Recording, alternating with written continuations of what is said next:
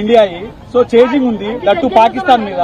So చాలా pressure ఉంటుంది పాకిస్తాన్ మీద. అంటే బేసికలీ మనకి వాళ్ళకి ఒక దాయదుల పోర్ లాగా ఉంటుంది. సో ఆ సిచ్యువేషన్ లో మీరు బ్యాటింగ్ వెళ్ళారు, ఎలా అనిపించారు? నా మైండ్ లో ఆ సిచ్యువేషన్ లో నేను జస్ట్ కంట్రీకి రిప్రజెంట్ చేస్తున్నట్టు మైండ్ లో ఊహించుకున్నాను. సో ఐఎమ్ యాక్చువల్లీ కంట్రీకి ఇండియాకి ఆడుతున్నాను. సో ఆ టైంలో నేను కూడా ప్రెషర్ లో ఉంటే 3 వికెట్స్ పడిపోయినాయి. సో అక్కడ నేను ప్రెషర్ లో ఉంటే ఐఎమ్ నాట్ ఓన్లీ అంటే ఒక్కరిని కాకుండా దేశాన్ని మొత్తం కింద పెడుతున్నట్టు అనిపిస్తుంది. సో ఆ టైంలో నేను అదే ఉంచుకున్నాను, దేశాన్ని ముందు తీసుకుని ఈ టైంలో నేను స్టెప్ ఇన్ చేయాలి, లేదంటే మొత్తం హోల్ కంట్రీ వినో పాకిస్తాన్ హౌ హార్డ్ అంటే వాళ్ళు ఎంత గట్టిగా వస్తున్నారు మన మీద అని. సో ఆ టైంలో నన్ను నేను బ్యాక్ చేసుకుని కంట్రీని ఒకసారి మైండ్ లో పెట్టుకుని ఆడా. మీ వరుసగా 3 వికెట్లు పడ్డ తర్వాత మీ ప్లాన్ ఆఫ్ యాక్షన్ ఏ విధంగా ఉండే? టీం నుంచి మీకు ఎట్లాంటి ఏమైనా సూచనలు వచ్చాయి? మీరు అప్పుడు ఎట్లా ఆడాలనుకున్నారు అసలు? జస్ట్ నేను ఒకటే ఆ టైంలో జస్ట్ కంట్రీకి చెప్పాను కదా, జస్ట్ కంట్రీని గెలిపించాలి, కంట్రీని ఊహించుకుంటేనే ఆ సిచ్యువేషన్ వాళ్ళు హార్డ్ వచ్చారు నా మీద, పాకిస్తాన్ వాళ్ళు చాలా హార్డ్ వచ్చారు. బట్ ఆ టైంలో నేను కామ్గా ఉన్నా, జస్ట్ గెలిపిస్తే ఎవ్రీథింగ్ విల్ బి ఓకే, అంటే గెలిపిస్తే అన్ని సెట్ అయిపోతాయి. సో మైండ్ లో ఒకటే ఉండే, just I want to win my country. So మొదటి నుంచి కూడా మ్యాచ్ లో పాకిస్తాన్ ప్లేయర్స్ మన ఇండియా ప్లేయర్స్ ని కామెంట్ చేస్తూనే ఉన్నారు, ఆడియన్స్ కావచ్చు అందరూ. దీనికి సంబంధించి ఏం చెప్తారు? ఈ మ్యాచ్ ద్వారా సమాధానం అనుకోవచ్చా స్లెడ్జింగ్ పైన? అఫ్ కోర్స్ పాకిస్తాన్ అంటే ఈ మన ఆపరేషన్ సింధూర్ తర్వాత ఇంకా చాలా హార్డ్ గా వచ్చారు వాళ్ళు మా మీద. మేము ఆడేది game, it's just a sport.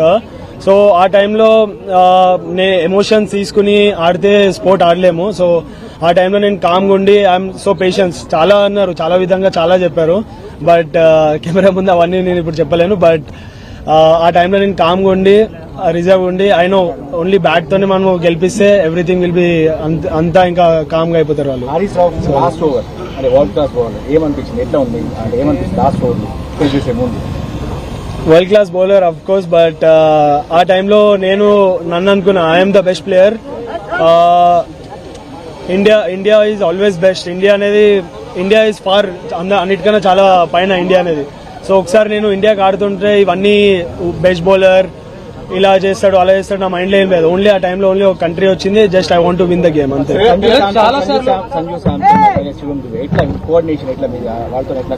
అంటే వాళ్ళ మధ్య మంచి పార్ట్నర్షిప్ వచ్చింది. ఆ టైంలో నేను చెప్పా, ఏమైనా ప్రెషర్ ఉంటే నేను అబ్జర్వ్ చేసుకుంటాను, బట్ మీరు ఒక ఎండ్ నుంచి జస్ట్ స్ట్రైక్ రొటేట్ చేయండి, నెక్స్ట్ వేరే ఎండ్ లో ఏం ప్రెషర్ లేకుండా నేను క్యారీ చేస్తాను వికెట్ ని అని చెప్పి సంజుని చెప్పాను. సంజు కూడా చాలా క్యామియో చాలా ఇంపార్టెంట్ ఆ టీమ్ కి ఆ టైంలో. నెక్స్ట్ దుబే వచ్చాడు. దుబే వాజ్ స్లైట్లీ కొద్దిగా ప్రెషర్ లో ఉండే స్టార్టింగ్ లో, తర్వాత ఇన్నింగ్స్ చాలా బాగా బిల్డ్ చేశాడు. సో దట్ హెల్ప్ నాకు పర్సనలీగా యాజ్ ఎ పార్ట్నర్షిప్ హెల్ప్ అయింది, also for the country.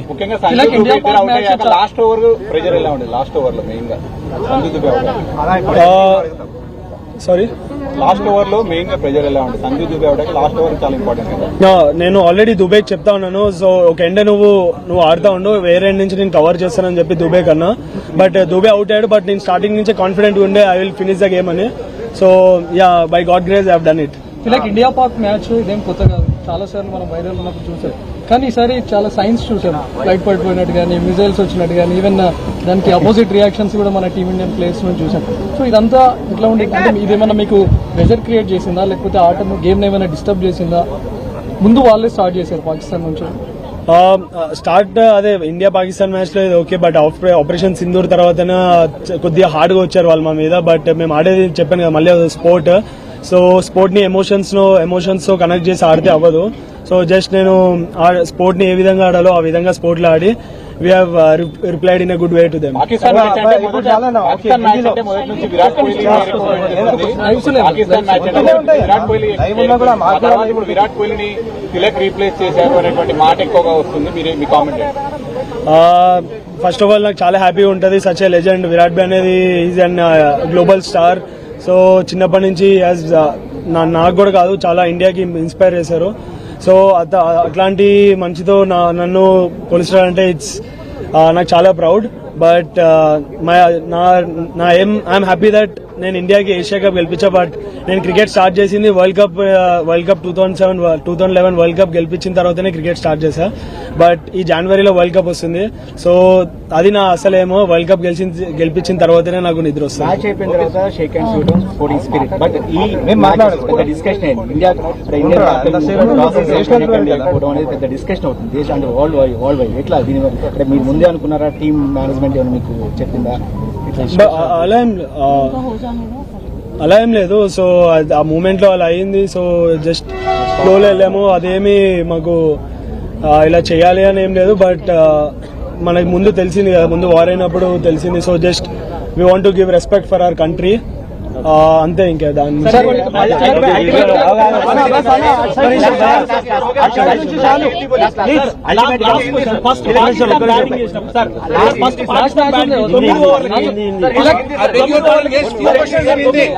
Pakistan first batting చేసినప్పుడు 9 ఓవర్లకి భారీ స్కోర్ చేసింది. సో అదే సిచ్యువేషన్ కొనసాగితే దాదాపు 170, 180 వెళ్తాది అనుకున్న సమయంలో మన ఇండియన్ బౌలర్స్ కావచ్చు కట్టడి చేశారు. సో స్ట్రాటజీ ఎట్లా అవలంబించారు? ఏమనుకున్నారు? 9 ఓవర్స్ వాళ్ళు భారీ స్కోర్ చేశారు కదా, అదే టెంపో కంటిన్యూ అయితే 180 దాకా వెళ్ళింది. సో తక్కువ చేశారు కదా, దానికి సంబంధించి ఎట్లా స్ట్రాటజీ చేశారు?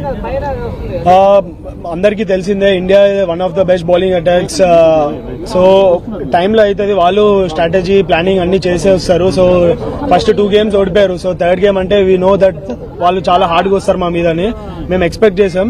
సో తర్వాత అండర్ ప్రెషర్ లో కామ్ ఉండడం, దట్స్ మేము టీంలో అదే డిస్కస్ చేసాం. గౌతీ సార్ కానీ సూర్య కానీ అందరూ గ్యాదర్ అయ్యి, సో అండర్ ప్రెషర్ కామ్ ఉండడమే ఇది ఇంపార్టెంట్.